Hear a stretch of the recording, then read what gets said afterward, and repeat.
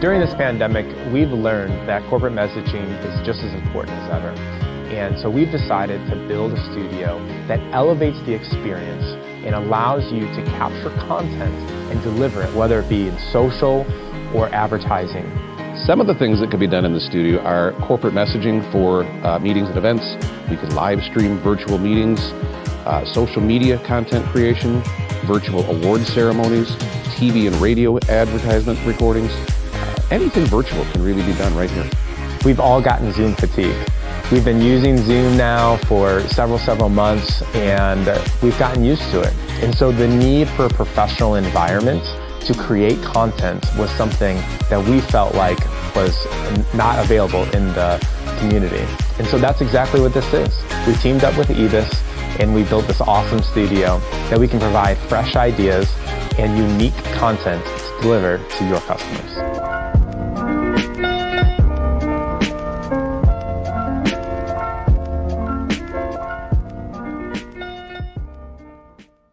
Good morning and welcome to the 105th Belvidere Area Chamber of Commerce Annual Meeting. My name is Doug Proudfoot of the Doug Proudfoot Agency American Family, and I am the President of the Chamber Board of Directors. As most of you know, 2020 has been a crazy year. Originally, we were 2 weeks away from gathering for our annual dinner in March. Then the pandemic hit, and we were forced, like many other organizations, to cancel the dinner and many other functions throughout the year. As we are still not able to gather together, we still wanted to try to get as many of our members, business, and community leaders together and let them know what we are doing to strengthen the chamber during these difficult times. So here we are, a virtual meeting. I know you will find out during this meeting new options on how we can help you grow your business and what else we are doing in the community. But first of all, I want to thank OSF Healthcare, who is our platinum sponsor for this event. And we'd like to share a word from Paula Karinsky, the President of OSF Healthcare, St. Anthony Medical Center. Hello, I'm Paula Karinsky, President of OSF Healthcare St. Anthony Medical Center. I want to thank everyone for joining us for this year's event. OSF Healthcare is proud to once again be the major sponsor of this wonderful event. OSF Healthcare is committed to providing quality care to patients throughout the Northern Illinois area, including Belvidere and Boone County. We're extremely proud of our Center for Health in Belvidere, located at 1954 Gateway Center Drive. In addition, OSF Lifeline Ambulance provides services throughout Boone County, and we have a clinic in Poplar Grove. OSF's commitment to Belvidere and Boone County extends beyond our medical facilities. Many of our mission partners are actively engaged in various organizations throughout the community. Among the many organizations we support include Growth Dimensions, the Belvidere Chamber of Commerce, Boone County Council on Aging, and the Boone County Health Department. We've also partnered with Physicians Immediate Care. OSF Healthcare is here to stay, and we're investing in the community. This year has been particularly challenging for all of us as we continue to provide excellent care while meeting the challenges of taking care of the COVID-19 pandemic. Healthcare looks much different than it did earlier this year, but our commitment remains strong.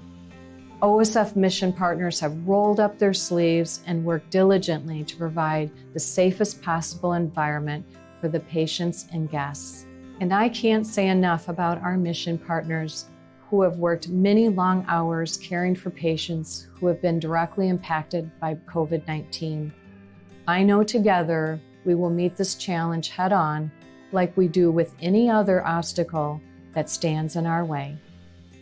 OSF Healthcare was founded in 1877 by the Sisters of the Third Order of St. Francis and is the reason why OSF Healthcare is so mission-driven. Much has been accomplished since those early days, and to showcase our rich history, we recently installed a history wall that can be found in the hallway leading to the North Tower of the Medical Center. It features many of our major accomplishments, including performing the first open heart in Rockford in 1959 and being the first hospital in Rockford to achieve magnet designation in 2005. Today, OSF Healthcare is 21,000 strong in 126 locations, including 14 hospitals throughout Illinois and Michigan. We employ more than 1,200 primary and specialty care physicians and advanced practice providers. Just this year alone, we've received several honors for our commitment to superior care. OSF Healthcare has been recognized as part of Forbes' annual list of American Best in State Employers in 2020. We were also named one of the best employers for women in the country for 2020 by Forbes magazine, and are the highest ranked Illinois-based healthcare system, earning the designation. The healthcare watchdog agency Leapfrog Group named OSF Healthcare St. Anthony Medical Center once again the safest hospital in Rockford. And OSF St. Anthony Medical Center is inching closer to becoming a certified Blue Zones worksite. Pursuing our goal to create an environment of well-being for our mission partners has already helped us meet the challenges of our times and live and work at our best. Among the many improvements we've made along the way are a new walking path, extended sidewalks, an improved smoke-free atmosphere, as well as new offerings and menu changes. OSF St. Anthony is also the leader in critical care. We're a Level 1 trauma center, and we're the first in Rockford to earn this designation. We have the only burn unit in Northern Illinois and are one of only 5 burn units throughout the state. We were the first comprehensive stroke and aneurysm center in the area, with the most experienced stroke team performing new procedures using the most innovative tools and devices available. In fact, one of our physicians, Dr. Shade, literally wrote the book on treating strokes. And our OSF Cardiovascular Institute in Rockford is leading the innovative procedures that are saving lives and helping patients return to healthier and happier lifestyles. And the future looks bright thanks to our innovative approach to healthcare. OSF Innovation has the power to dramatically change the healthcare industry by leading the development and use of simulation technology and services in healthcare. We rely heavily on simulation to train and to develop our clinicians, cut healthcare costs, and ultimately transform how we deliver care. OSF Innovation is expanding the use of simulation to observe, rethink, retool, redefine, and test solutions to ensure better care for all. Much has happened over the years, and there is so much more on the way. We are proud of our long-standing relationship with the region, and we're excited that our passion and knowledge continue to reach more people in more communities each and every day. But our greatest accomplishment? Our mission partners who bring experience, knowledge, and passion to their jobs each and every day to serve with the greatest care and love. Thank you. We would also like to thank the following additional sponsors. Our gold sponsors: Americold, Blackhawk Bank, Byron Bank, City of Belvidere, Community Unit School District 100, Fiat Chrysler Automobiles, First National Bank of Omaha, Growth Dimensions, John Morrissey Accountants, and Swedish American Medical Group. Our silver sponsors: Gallino Trucking and Poplar Grove State Bank. Our bronze sponsors: the Boone County Shopper, Franklin Display Group, Stillman Bank, and Union Savings Bank. But most of all, I want to thank you, our chamber members, because without you, we would not have a Chamber of Commerce. So thank you for your continued support in the years past and also this year in these difficult times. Now I'd like to acknowledge our executive and general board members. Every board member is a volunteer, and I greatly appreciated the time and effort they have put in helping us this year. The executive officers for the Belvidere Area Chamber of Commerce are our Vice President, Amy Olson of Cotellis Family McDonald's, Our treasurer is Sherry Snyder of Midland States Bank. Our secretary is Joe Hamblock of Manly's Belvidere Ford Lincoln, and John Wolf, who represents Growth Dimensions.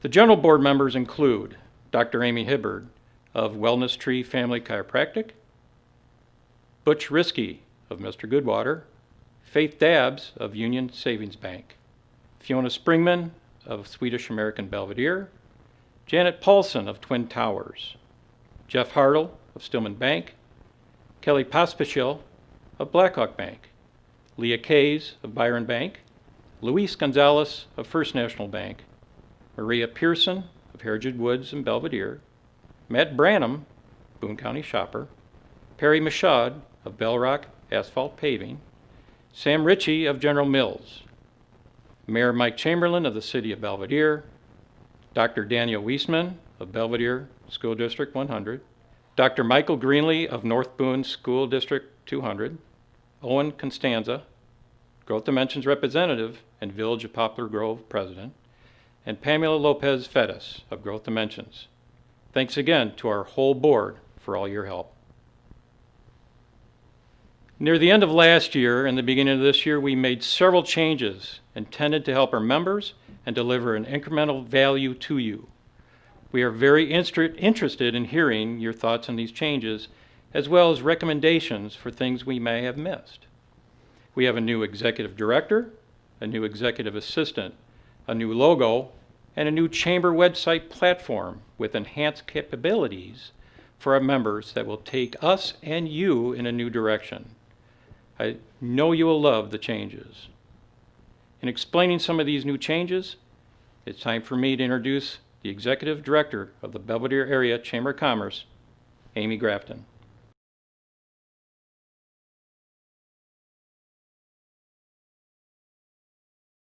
Thank you, Doug. I am excited to share the progress we have made this year, but first I'd like to recognize some other local leaders. The Doctor of Civic Betterment Award honors individuals who strive towards the highest level of service in our community and have devoted time and energy to their community in a meaningful way outside of the individual's regular job or profession. This year's winner is a dedicated member of Belvidere and Boone County and plays an integral part in moving the community forward. In addition to his regular duties supporting the community, he also works to ensure the area continues to thrive and provide opportunities to all residents. In the 1990s, this individual volunteered as a project manager for the construction of the new Keenage Center for the Boone County Council on Aging. He later joined the board of directors for the Boone County Council on Aging and also served on the Black and White annual fundraiser as the clerk for the event. This gentleman was a founding member for District 100 Charitable Foundation. He continues to be an active member of the board. He was the inspiration and still serves as judge for this organization's annual trivia fundraiser. This event raises money for non-traditional scholarships for graduates of the Belvidere School District. As president of the Community Building Complex of Boone County, he has guided the board through 2 building projects with a leadership style that allows all board members to be actively involved without losing sight of the board's goals and timelines. He is also a past treasurer for Growth Dimensions and actively participates in the organization to help advance its mission of fostering economic growth within the region. I would like to recognize Dr. Greg Brown as the 2020 Doctor of Civic Betterment. Good afternoon, everyone. I told Amy and Lee I would make sure I was done before the music started. I do have 3 things quickly that I would like to cover. The first one is I really appreciate Don Banks nominating me for the award and all the people that wrote letters of support. It was an honor to be nominated, and I honestly didn't think that I would win. I've had a lot of success over my career in team settings, but never really from an individual role. And so this award really more likely reflects the success that I've had working with or leading groups in the community. The second is a little shout out to Matt Branham. Matt stopped by our office sometime in either late February or early March to let me know that I had won the award, and in Matt's typical fashion, he told me that winning didn't mean that my work was done in the community.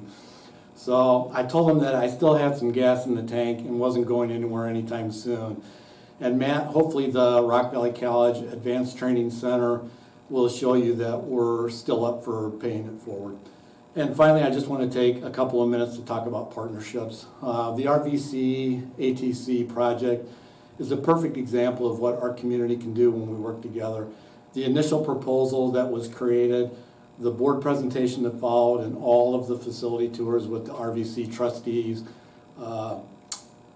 took the cooperation of the city, the county, the chamber, Growth Dimensions, the business community as a whole, and a couple of special people. Jack Wolf for taking a Saturday morning to give me the history of how Boone County was actually the key to the formation of the college, and Paul Oman and his team for working with us many late nights, early mornings to help pull everything together. But probably the single most important and impressive thing was all of the individuals in the community that spoke in favor of our proposal at the Rock Valley College board meeting. Our community comments were hopeful, respectful, thoughtful, and kind, and I've never been more proud of our community than I was that night. There is a saying that nice guys finish last. I think we proved that wrong the night our community was awarded the ATC project by the Rock Valley College Board of Trustees. You can be nice and still win if you work together. In closing, there's one last partner I need to highlight and thank. That would be my partner in crime for the last 37 years, Joyce. Much of what has been attributed to me should really be us. I can't think of one time I've come home and said that I volunteered us for this or that, and she said no. I've gotten a stink eye a few times, but never a no, and for that I'm grateful. It's nice to marry up. So thank you again from both of us, and please take the challenge to pay it forward one time in the coming year. We are Forward Boone County for a reason. It's not just a slogan, but the way that we actually live. This year, we wanted to recognize an organization in our community who strive towards the highest level of service in our community and have devoted time and energy to their community in a meaningful way outside of the business, club, or organization's normal day of operation. This year's winner trains volunteers to advocate for the abused and neglected children within the court system. While the organization has a board of directors and a staff of just one, a director, it relies very heavily on volunteer advocates. These advocates volunteer long, hard, and sometimes gut-wrenching hours meeting with these children, their families, teachers, doctors, and others who play an important role in the child's life. Advocates see a child at least monthly and can follow a case for an average of 2 years. They also attend other meetings, including child and family team meetings, IEP meetings at the school, and administrative case reviews through DCFS. They also attend court hearings as scheduled. In addition, they spend time away from their families and friends to prepare court documents and reports so that a judge can have an understanding of the child's situation and what is in the best interest of the child. The advocates get to know the children, they listen to them, they make sure they receive services if needed. They become that familiar face in a very unfamiliar world. Many children in foster care are moved from home to home, though no fault of their own. Advocates help to ensure that this does not happen as often, if it does, that the children are safe, happy, and healthy in their new home. These situations are tough for everyone involved, so Boone County advocates work hard to make it just a bit easier for these little ones who have already been through so much. This organization currently has 22 volunteer advocates who are all from Boone County. The program currently serves 54 children, advocating for 100% of the children who come through juvenile court under these circumstances. Not all counties achieve this status. Without the volunteer advocates, our county would be required to pay approximately $75 per hour for an appointed guardian ad litem to handle the case as the voice of the child. Appointed GALs are not required to see the children monthly, but instead are required to see them once or twice per year. The children served by this organization are able to build rapport with the advocates and hopefully learn that they can trust someone who will not hurt them. Not only do the volunteers do an outstanding job and volunteer countless hours, they are also saving our community thousands of tax dollars. A former foster child said, To give a child casa is to give them hope, and to give them hope is to give them the world. Congratulations to Boone County CASA as this year's first distinguished organization. When I was told that Boone County CASA had won this award, I was like a kid on Christmas Eve. I could not even sleep. I was so excited on behalf of Boone County CASA's advocates who volunteer so much of their time. Even though this speech is not in front of a live audience, I am far from a good public speaker. So if my voice shakes or my face turns red, it's simply because I am nervous, but know that I am passionate about CASA.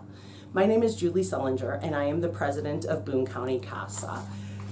There's this crazy saying that children should be seen and not heard. We at CASA feel the opposite. We want to hear them tell us they are scared in the house that they live in, hear them tell us that Aunt Beth has a loaded gun in her kitchen drawer, hear them tell us that they were touched or disciplined inappropriately, so that the volunteer advocates can take what they have heard, make recommendations to the court, and help to make a decision on what is in the best interest of the child and where is the safest place for that child to live. We want to end up hearing them tell us how happy and safe they feel. We want to see them smile again and have so much weight lifted from their shoulders. Yes, this is all hard to hear from a child, but if we don't hear them, who will? If we're not going to listen to the terrible things they have to share with us, who is going to? Their voice is so little. They need to be heard, and we want to be this voice. This award is truly for the advocates. We cannot ever thank them enough for the time, the energy, and the effort, and the strength that they have, and the unwavering commitment to the betterment of the children in our community. I also need to thank our dedicated and passionate director, Charlotte Meyer. Her leadership with the advocates certainly goes above and beyond. If there are any advocates listening to this, please stand and know that the rest of the audience watching is giving you a huge round of applause that is so much deserved. Remember that Boone County CASA is always looking for volunteers. We are in great need of advocates, and we have some openings on our board. Both of these are very rewarding volunteer opportunities, and in the end, know that you are helping the children not only in our community, but the children of our future. In closing, I need to thank the Chamber and the decision makers in awarding the first ever Distinguished Service Organization Award to Boone County CASA. As you can see, it is behind me here. We are so honored that we were chosen, especially the first time. Once again, I thank each of the advocates and the director, Charlotte Meyer, for their work and dedication. And lastly, if you are interested in becoming an advocate or a board member or know someone who is, please contact the CASA office. Thank you so much. I hope you enjoyed hearing from our 2 award winners who do so much for our community. It's definitely been an interesting first year as director here at the Chamber, to say the least. We are a 2-person staff. Myself and Executive Assistant Lee Revels of a 501c6 nonprofit organization that relies on memberships and events for our revenue. I would like to thank every member for the support you give the Chamber throughout the year. We sincerely hope you find value in your membership. As Doug mentioned, several changes have been made this year to give the Chamber a fresh, professional look and improve the benefits that we provide to you. We made some difficult decisions to cut operational costs to stay financially sustainable through COVID. Our focus is on how we can help your business and organization through this difficult time and provide you with useful tools to enhance your visibility. Joining the Chamber adds value to your business. It increases your visibility, it gives you a voice in our community, it adds credibility. We give you the opportunity to learn through webinars and business presentation. It grows your business, and it enhances your networking opportunities. All of the points I just highlighted increase your business's reputation. Consumers are 44% more likely to think favorably of a business and 63% more likely to purchase from a company when they know a business is backed by the local Chamber of Commerce. You really do get out what you put in. That's a big one that I cannot stress enough. The Chamber is here to provide you with resources and networking opportunities to grow your business and outreach. If you aren't reading our emails, looking at our calendar of events, reaching out to us about an issue, or simply sharing exciting news about your business, then how do we connect with you and your business? We have 3 opportunities for you to highlight your business monthly by hosting an informational breakfast before business, lunch and learn, or business after hours. These are all free to our members. In a non-COVID world, these are great opportunities to meet others and tell them about what you do. We have been currently offering some virtual events in place of these, but we hope to be actively scheduling these again once we are out of mitigation and able to host 25 to 50 people safely. Another great way for you to showcase your business is by sponsoring a larger event. We host several professional and social events throughout the year, and those are made possible by our generous sponsors. If you're looking to become more involved or thinking of joining our general board, a great place to start is by joining a committee. These committees help guide the direction of the Chamber and assist in special events throughout the year. We want you to think by Chamber first. The Chamber of Commerce is your network. When you are seeking out a company to do business with, we encourage you to look through the membership directory first. We have a beautiful new website that is easy to navigate and help you find just what you're looking for. Not only is this your business network, but the Chamber is also a great resource that the community taps into as consumers decide where to do business. Not only did I mention our beautiful new website, but we have also added a list of additional benefits for our premium Chamber members. We have custom website landing page, search engine optimization, a mobile web app, a text messaging tool, e-commerce system for selling goods and services, a coupon creator that gives you the ability to send out a deal to approximately 900 people, technology support specialist, and a monthly ROI report. These benefits are so important when it comes to growing your virtual world. Marketing and visibility is everything if you want to make a lasting impression about your business. We are always happy to schedule a one-on-one about your membership and the technology benefits we've added to support you. We all know how much the business world has changed this year and the impact of many things moving to a virtual setting. As another benefit to our members, we are excited to have our keynote speaker here to discuss how to grow your business in a virtual world. I would like to thank General Mills for being our speaker sponsor this year. I'm thrilled to be able to introduce our keynote speaker, Gary Kieper Jr. Gary helps his clients achieve their sales and business goals by providing sales training, coaching, exit and transition planning. Recognized as a leading expert on sales, leadership development, and transition planning, Gary co-authored the bestseller Ready, Set, Go with Brian Tracy and created the Selfless Sales Process. Gary speaks to audiences around the country on topics of sales training, leadership development, transition planning, business, and storytelling. Gary is the founder of Kieper Sales Solutions and has spent the past 20 plus years learning, teaching, and transforming the sales process. He has extensive experience working in the banking, manufacturing, and insurance industries, as well as advertising and marketing. Gary serves as Executive Director on the John Maxwell team and is also a certified John Maxwell speaker, trainer, and coach. Please help me welcome Mr. Gary Kieper.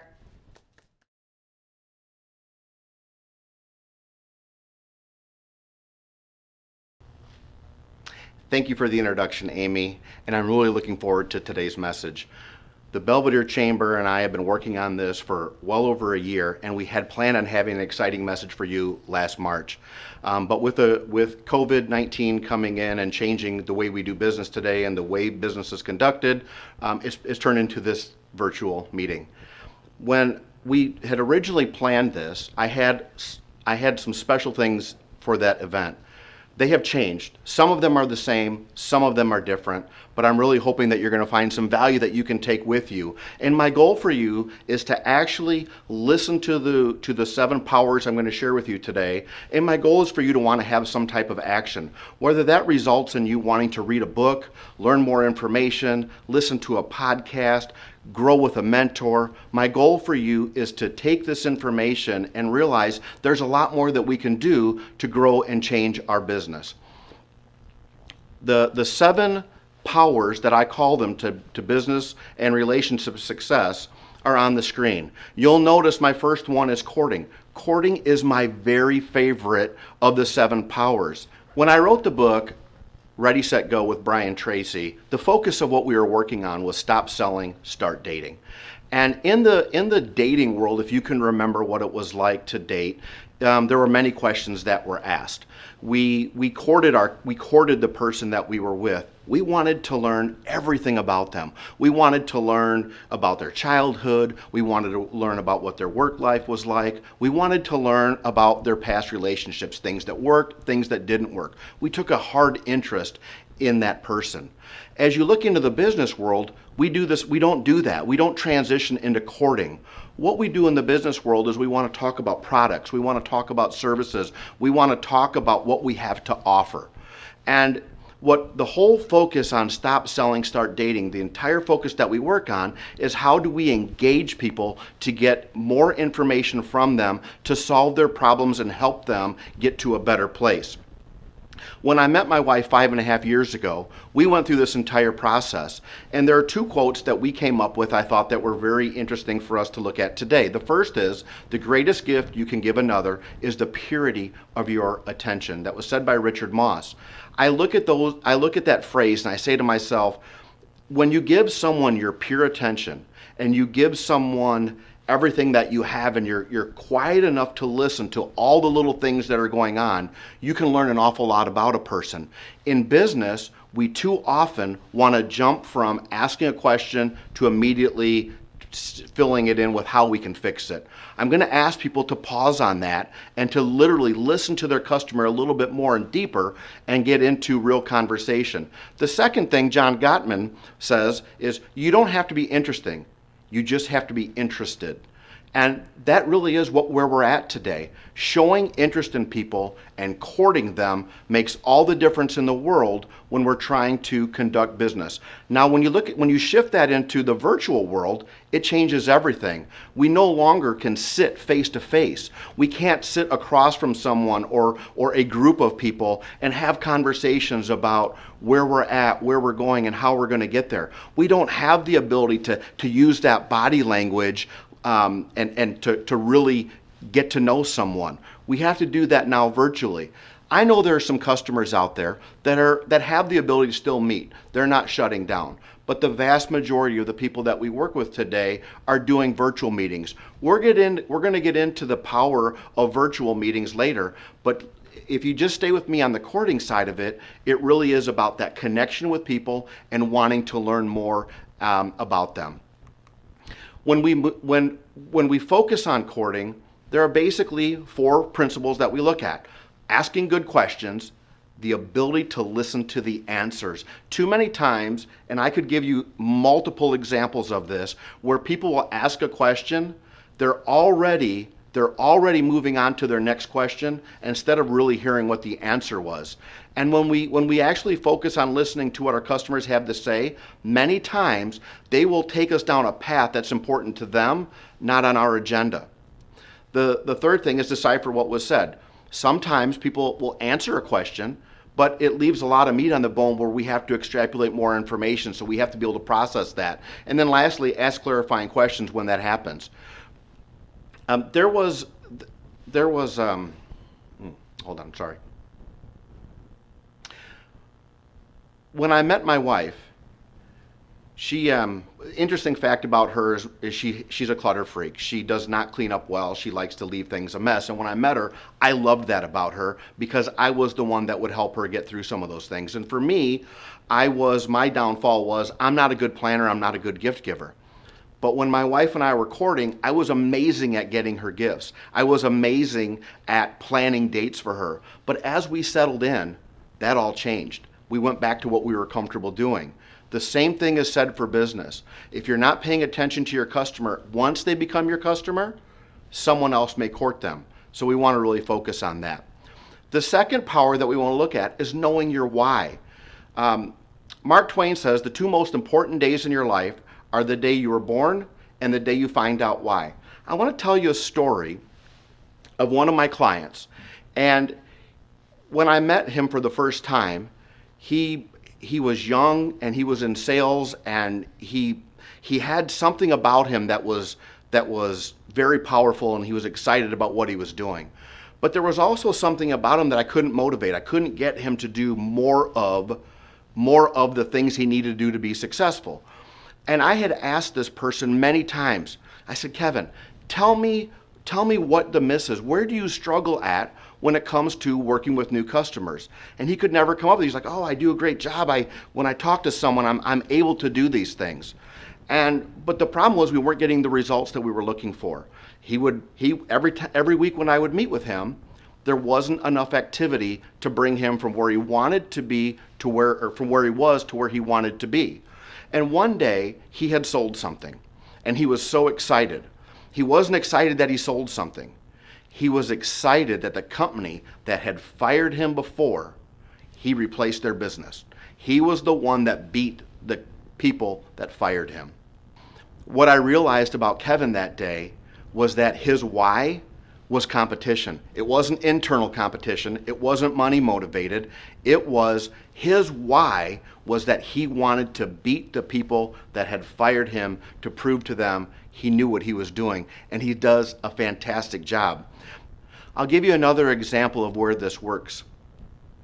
We had a client that we were working with very closely, and one of their employees kept wanting to be advanced through the company, and he wanted to be advanced for money. His motivation was he wanted more money and more responsibility. And as a group, when they looked at him, there was not a seat at the table for him. There wasn't anywhere they could bring him in at that moment with where business was at. Unfortunately, this person created a bunch of havoc, and he wound up being fired from the company because his why was selfish. It wasn't for the good of other people. It really was for himself, and business doesn't work that way. When you look at knowing your why, there's something that's tied to it. Knowing your why is just as important as knowing who you are. Knowing who you are ties into when we do something, if we do it for the right reason, we know who we are. We're able to, when people criticize me, it doesn't bother me because I know who I am. When people know they do the right thing and they don't have any question about that, they do well. Now, knowing your why in the business place isn't the only why. There could be many whys that you're trying to learn. I'll give you an example of that. In your job, it may not be your favorite thing to do every single day. Many people get up and go to work so they can pay their bills and mortgage and take care of their kids and do that. But in that job, there's something really critical that happens. If you are passionate about your work and what you bring to the table, that can be your why in that moment. We might have several whys. If you can find out the why, the one why that makes your life complete, you're way ahead of most people. But knowing your why is a critical piece of growing your business in a virtual world. The third power that we're going to look at today to help grow your business in a virtual world is earning trust. Trust is so hard to earn. Chris Butler said, trust is earned when actions meet words. Boy, how powerful is that? What we say and what we do are really the very most integral part of building trust. I know that this sounds simple, but when we talk about do what you say you're going to do when you say you're going to do it, it's so important. And let me give you some examples of what that looks like. Everything that I'm going to try and relate with you today not only works in the business world, but in your personal life as well. So as an example, if you're saying to your significant other that you're going to be home at 5 o'clock and you're going to bring home dinner, and you show up at 6 o'clock and you don't have dinner, it doesn't work real well on the trust meter. Same thing happens in business. One of the things that in growing a business has to be done is sales calls. Somehow, some way, we have to get our message out, whether that's in marketing, whether that's through some type of paid advertising, whether that's through direct sales. okay? But we have to call people and we have to leave message and maybe we'll leave a video or maybe we'll leave an email, but we have to do these things. One of the ways that we can build trust when we've never met someone is by, in our email or in our message that we're going to leave, telling someone what we're going to do and when we're going to do it and actually following up. And I'll give you an example of this. I had a client that was prospecting one time. And in the message that we picked for this particular customer, we had mentioned that we were going to be following up on a certain day of the week at a certain time. And this went on for 3 or 4 weeks where the person he had been calling on never responded. But we kept saying, we'll call you back next Thursday at 8:30 in the morning. My client continued to follow that path, do those things that were critical, do what he said he was going to do, and over a period of time, he was able to earn some trust. Another way that we can earn trust is take the time to listen to someone. I'd mentioned earlier in the courting process that it's really important that we take the time to listen and hear what someone is saying so that we can come up with solutions to fix problems. Well, that's exactly how we build trust. If someone says something to me and I'm unable to really focus in on what they're saying and I gloss over it and move on to another point, I've missed a valuable opportunity to build trust. Another thing that we can do is share relevant examples and stories. In the world of business, for me to tell you how great I am doesn't do me any good. Most people won't believe it anyway. But if we can bring in a story of a customer or bring an example of what we did with an employee or a certain situation,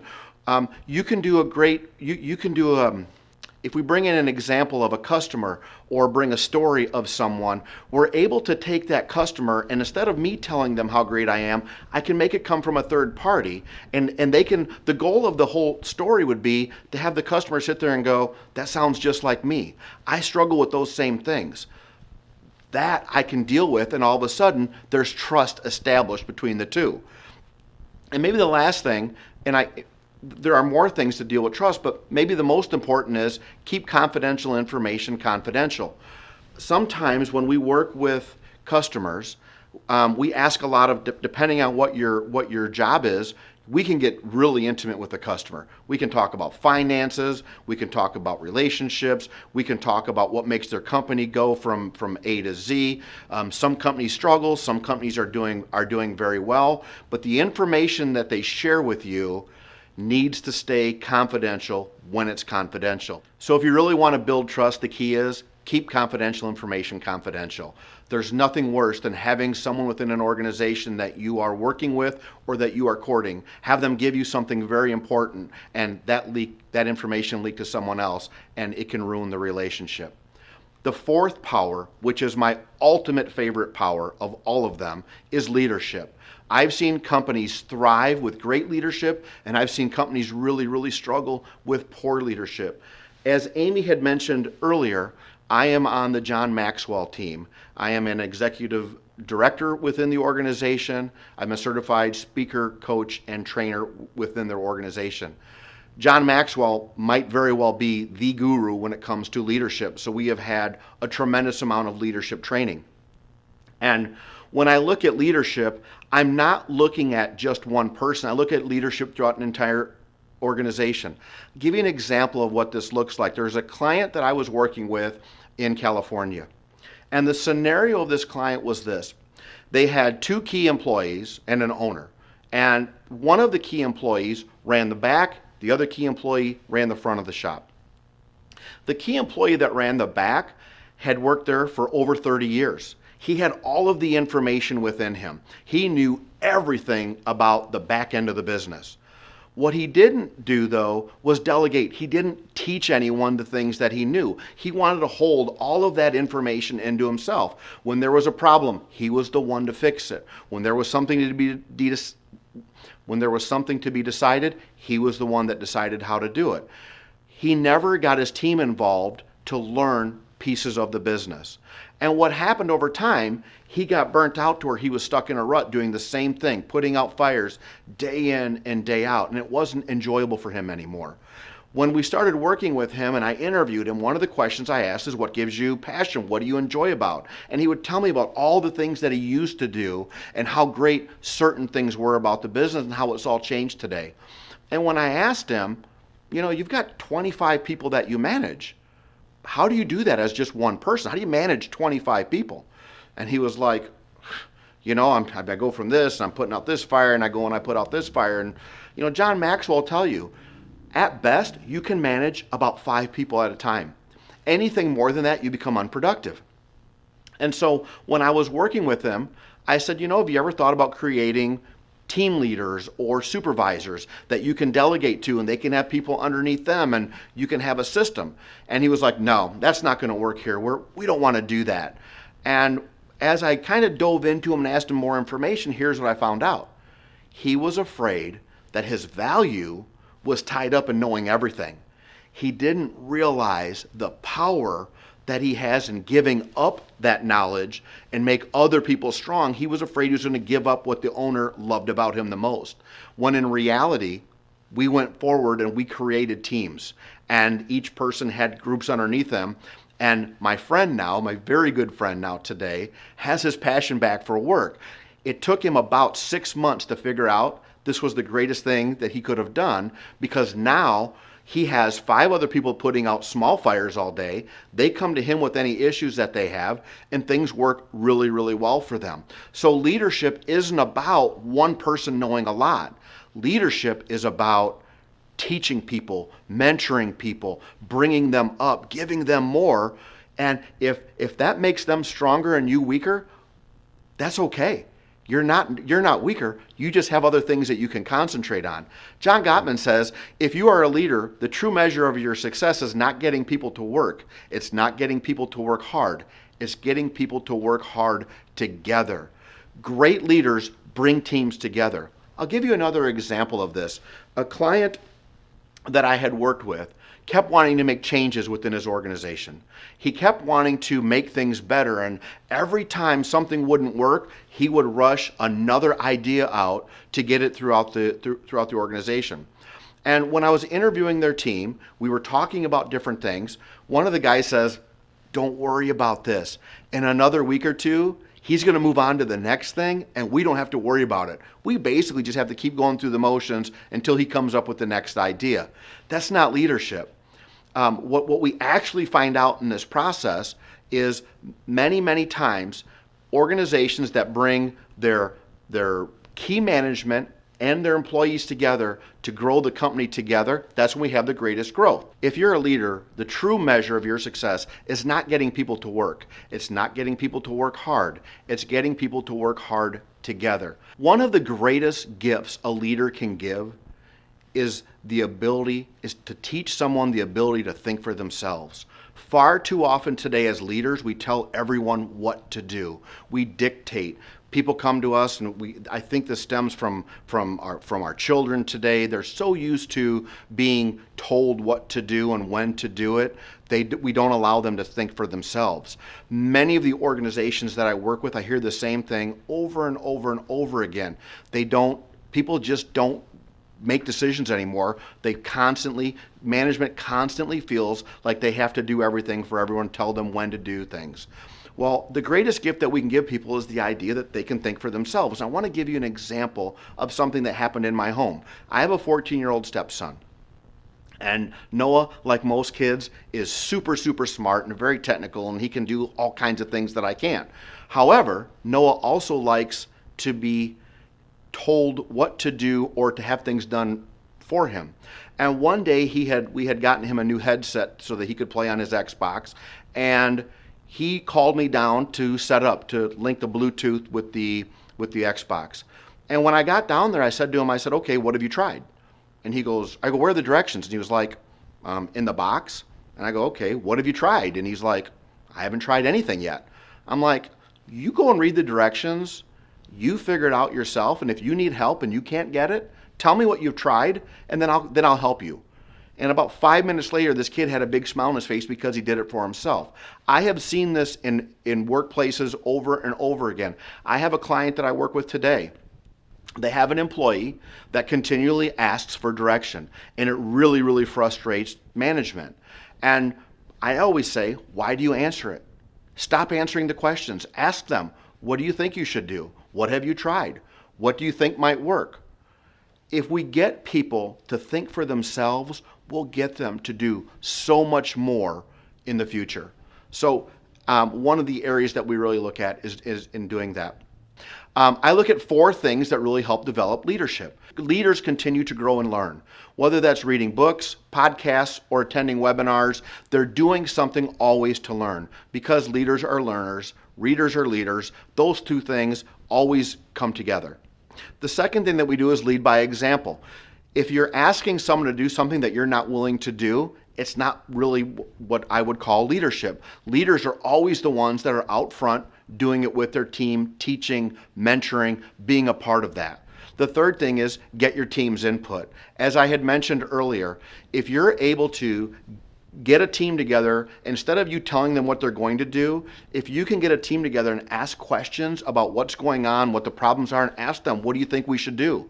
What kind of problems are we seeing? What do you think is causing it? If you get your team's input on what is going on, it's amazing. Not only will their buy-in be higher because they're part of it, your end result is going to be significantly improved because they're in it with you. It's not just them listening to you tell them what to do. So encourage your team to come up with ideas. Encourage them to share with you the things that are going on and what their ideas are on how to fix them. And then the last thing is allow them to think for themselves. So the 5th power in growing your business in a virtual world is conflict resolution.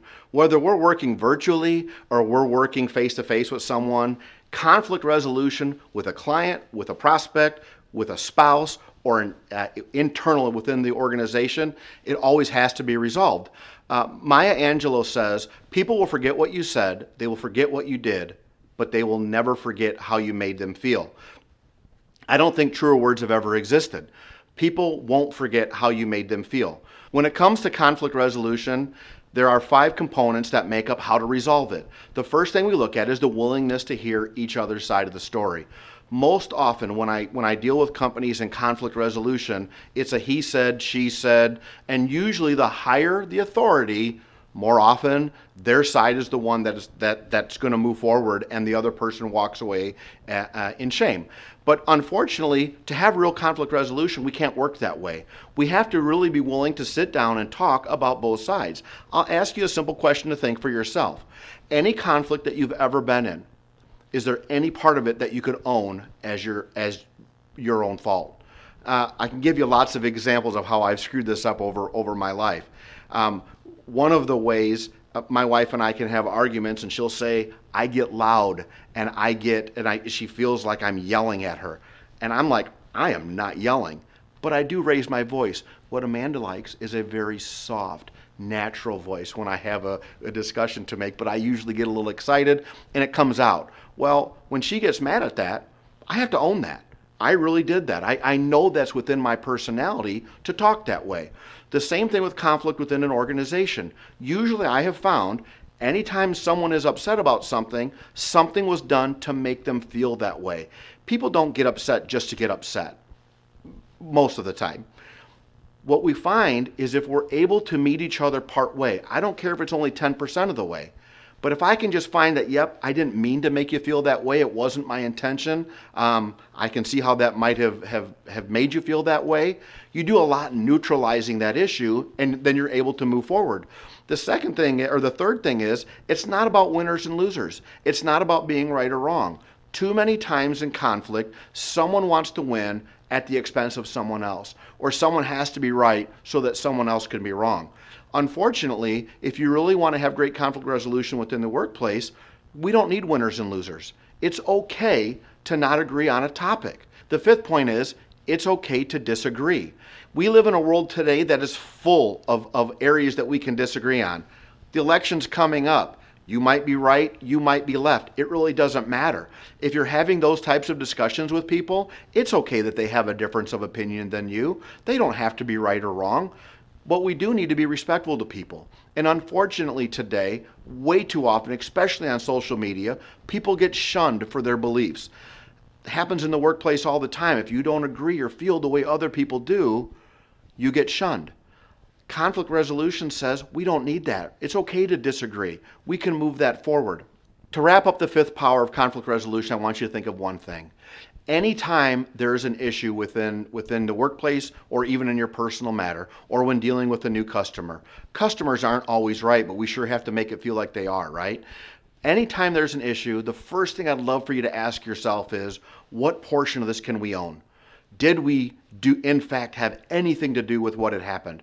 And if we can find a way to meet someone part way, we can quickly overcome conflict and move forward. The sixth power that we're going to talk about today is creativity.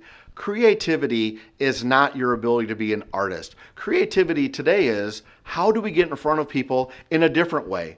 With COVID, our face-to-face meetings are very limited.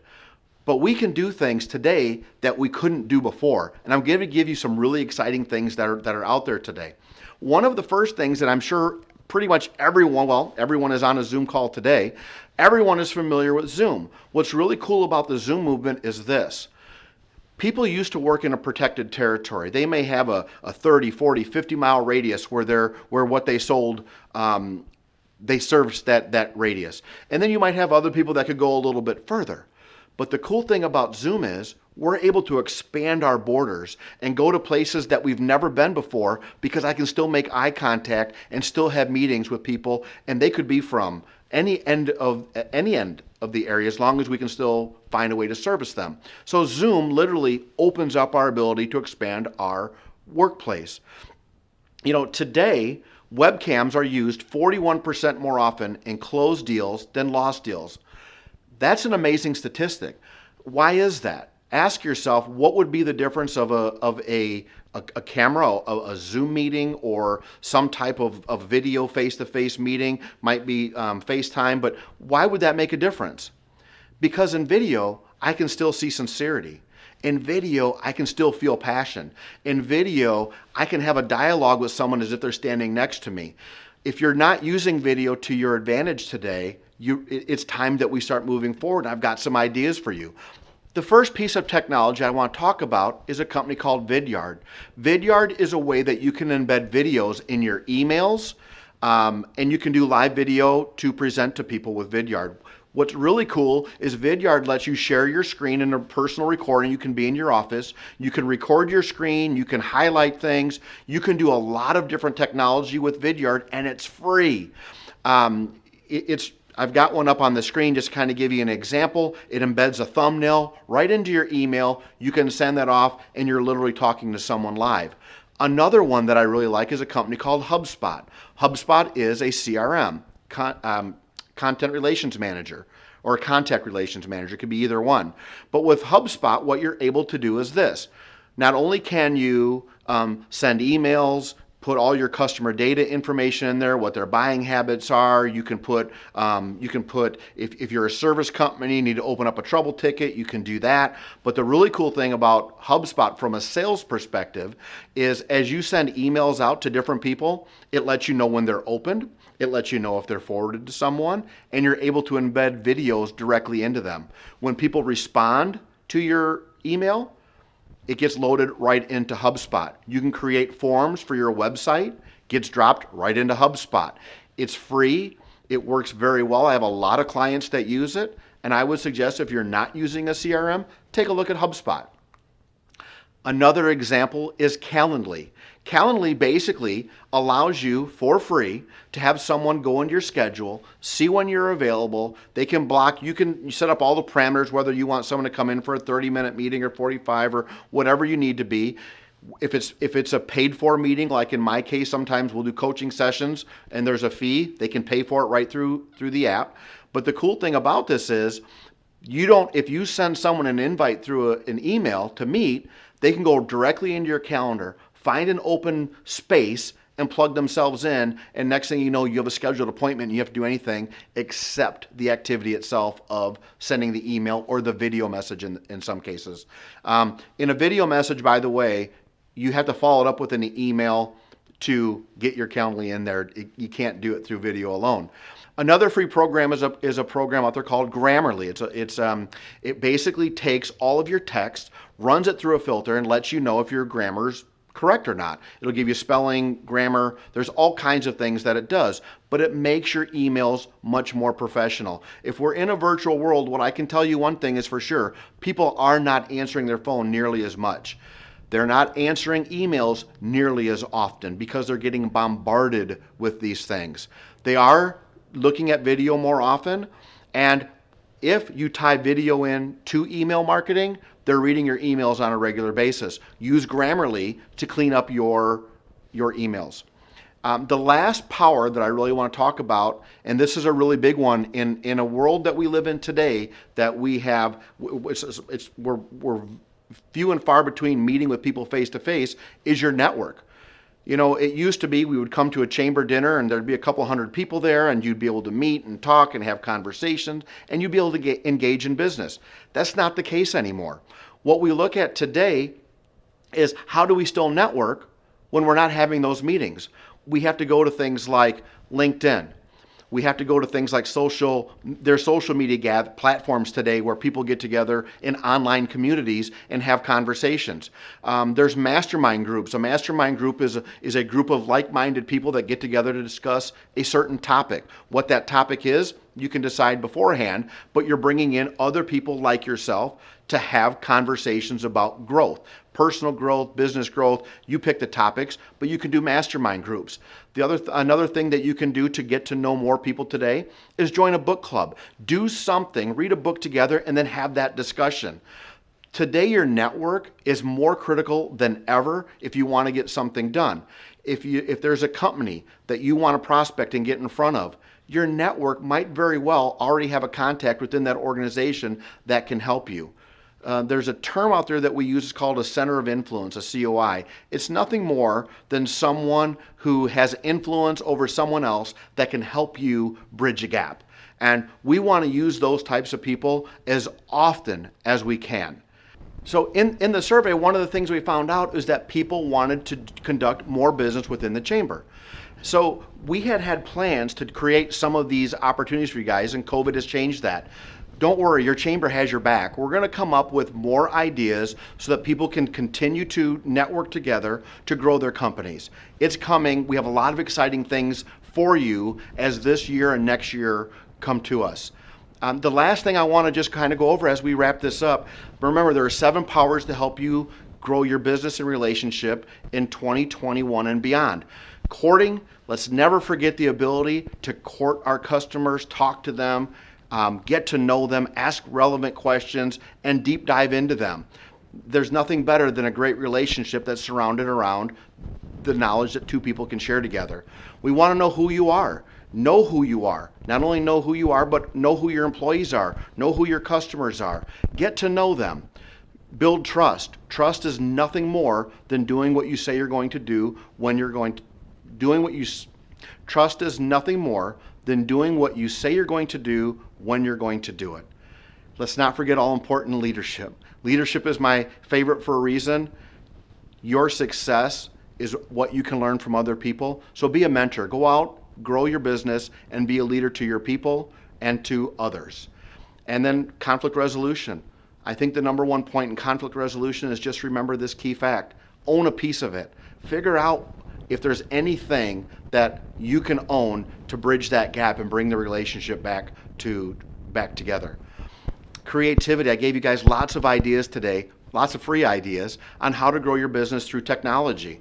Use those ideas. I think we're going to have some of these slides. We can make that available for you so that you can actually look into and learn a little bit more about the technologies that are out there. And the last thing is, let's work together on building a great network. I want to thank the Chamber and I want to thank you for being here today. If there's anything that I can do to help or answer any questions, I'm here for you. The Chamber's here for you, and we appreciate your time today. We are going to continue this excellent afternoon. What we'd like you to do is go ahead and enter into the chat box. If you have any questions, we want to go through a live Q&A session. So if you have any questions or comments or feedback, we'd love to hear from you and put it right into the comment section. I have Amy up here with me on stage, and we're going to just do, we have a couple things that we want to share and talk with you about. And I think in the beginning, Amy, I want to kind of go back to a year ago when we first got together, when you were kind of new in the position of executive director. I remember one of the first questions I asked you was, what is different about the chamber? What are your goals to be different? What are you going to do different than the previous? That's a really great question, Gary. I was brand new in the position when we first met, and I didn't know the answer to that question. And I feel like with being a new director in the position with the chamber, it was my job to really listen to what the members need. So we scheduled a roundtable session to get feedback from our members, and then we followed up with a survey to all members as well. And I think if I remember, with that roundtable, we had probably, about 30, 40 members that showed up, and we did a couple hours of just kind of interaction, asking questions about what they wanted from the chamber, what we could do, what's worked in the past, what isn't working. We got a lot of feedback. We did. It was great. And then I think we took that information and we did a survey to a couple hundred members, or at least a couple hundred that responded. And what were the big takeaways from the survey? So the two top takeaways from the survey that we did was people wanted increased communication from the chamber, and then they also wanted more networking opportunities. More professional opportunities. Correct. What have you done on the first, from a communication standpoint? How have you addressed that? So on the first, from communications, we've increased the emails that we send out. We have a better presence within Facebook and LinkedIn, so we're really trying to reach as many people as we can throughout the week, and then increase things leading up to large events. Are you guys still, with the pandemic, are you still able to be out in the public, and how has that affected you? It's definitely affected us for our larger events, but we are continuing to do things within the public as guidelines allow us to. So when we were at 50 people for events, we were able to host our ladies luncheon.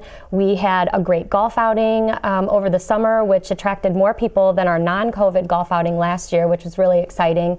So just keeping the guidelines in mind, we've been able to have groups of 50 or 25.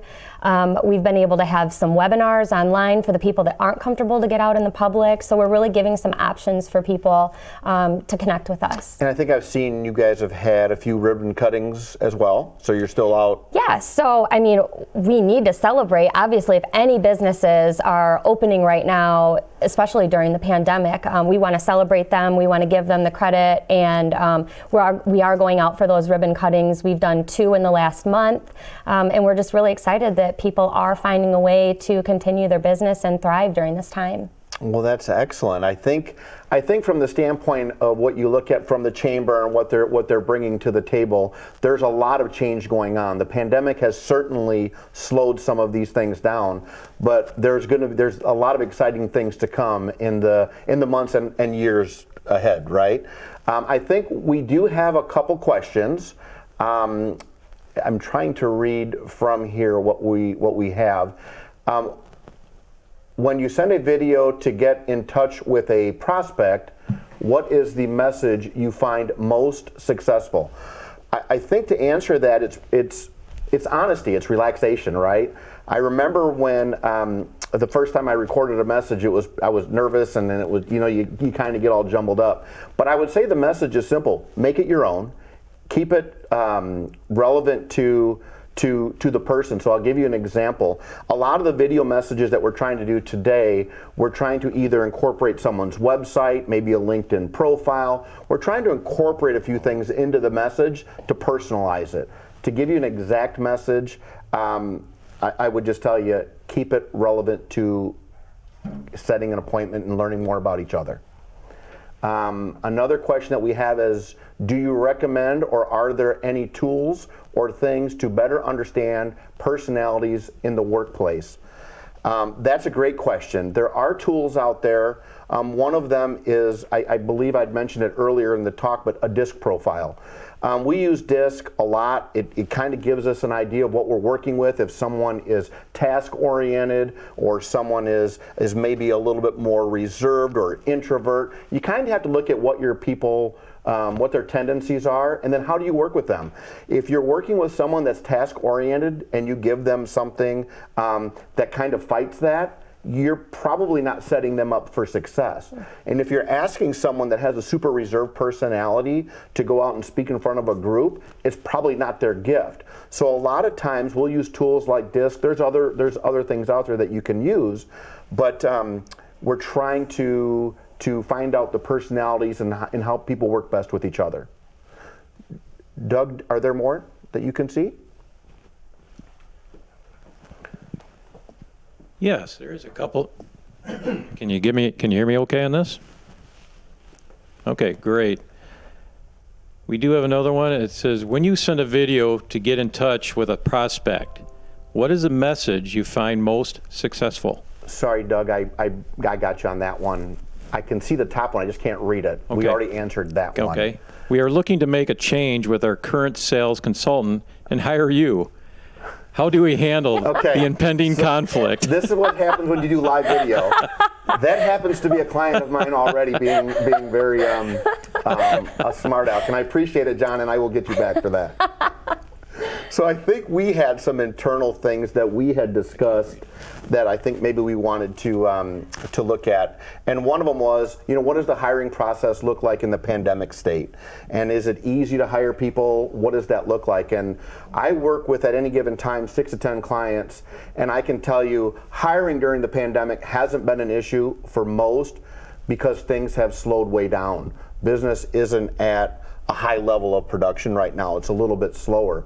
I can tell you the ones that are in the hiring mode haven't had an issue with finding people. I know that was a question that we had earlier. Go ahead, Doug. Got another one here.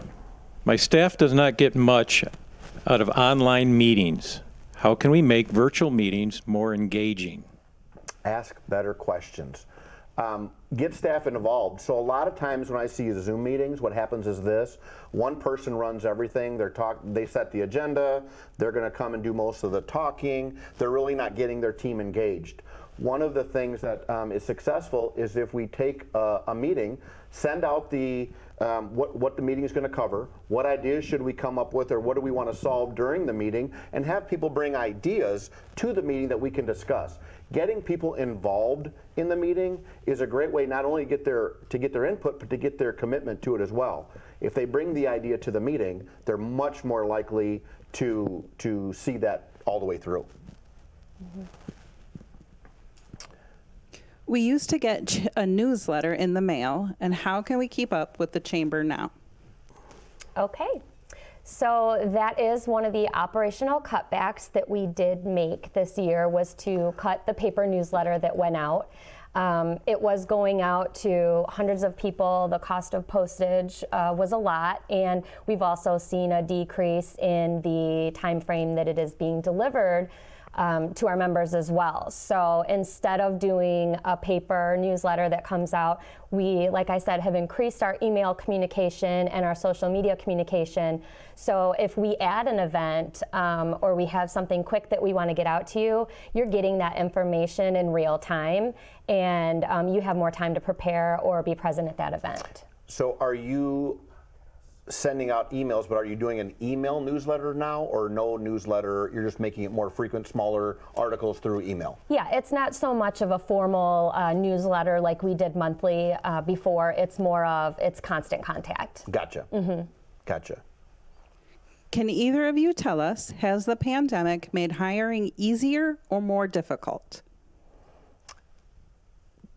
I think we kind of touched on that a little bit. Did. But I have heard some feedback from some of the companies that are members of the organization that it has been difficult with people's level of comfortability to come back and to get people to come back to the workplace in general because they are comfortable with working from home. I think that is totally the hard part is getting people comfortable with either being in an office setting or helping them be more productive at home, working from home. It is something I think that we're all learning. It isn't something I don't think that we have an answer for right now. I think it's each person kind of, some people are great working on their own, working from home, and then others really struggle without structure. Right. I think it's, we're going to find our way in this. I don't think it's as easy as we'd like it to be right now. And I think with that, it's different with each organization or business as well, because not everything can be done from home. There are certain things that do need to be done in person or in the office, and no doubt, that piece is missing. No doubt. And do either of you have any feedback on how the pandemic has changed the retail industry?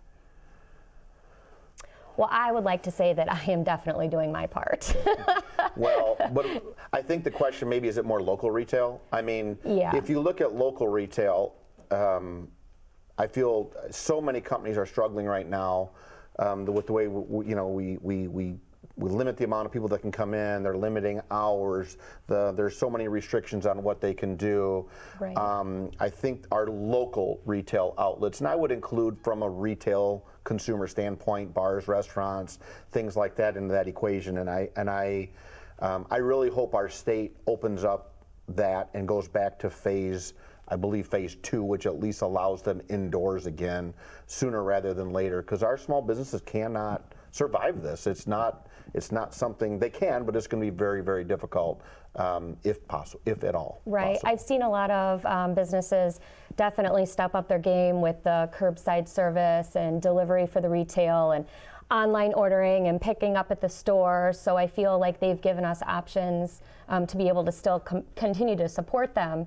But yeah, for the restaurants and bars, it's been really difficult, especially going into this colder weather. No doubt. And then I would question even the ones that have adapted well. I mean, the curbside pickup it's been really, we've eaten out a lot more often because it's just so easy to do. But then I would question, what do their profits look like? Are they surviving, or are they actually doing okay? Are they thriving? I haven't talked to enough business owners to get that information, but it would be very interesting to see, what percent of their business is being lost during this period of time. Well, I think that's what we have for questions. Is there? I know. Is there anything that you'd like to add to your members? No, I think I just want to thank everybody for being with us, and I'll invite Doug Proudfoot up on the stage here to say some closing remarks with me. Well, I'd like to thank everybody for your time here today and on viewing. So we hope you've been able to find a few things that will improve your business today. We'd like to thank our event sponsor, OSF, and all of our sponsors for making this event possible. Most importantly, I want to thank you, our members, because without you, again, we wouldn't have a chamber. I'd also like to take the time to thank Lee, our executive assistant of the chamber. Lee dedicated her time and her service for 2 years as a board member before she came on to the staff, and I don't know what I'd do without her. So thank you, Lee, for all your efforts and for being such a great partner with me at the chamber. If you're a chamber member, I hope that you found some new ways that we can help your business today. And if you're not a chamber member, I hope you found some excitement in today's news that will encourage you to reach out to us and join the chamber. So I guess it's goodbye for now, and we'll see you at the next event. Yes. Yeah, goodbye. Thank you. Yep.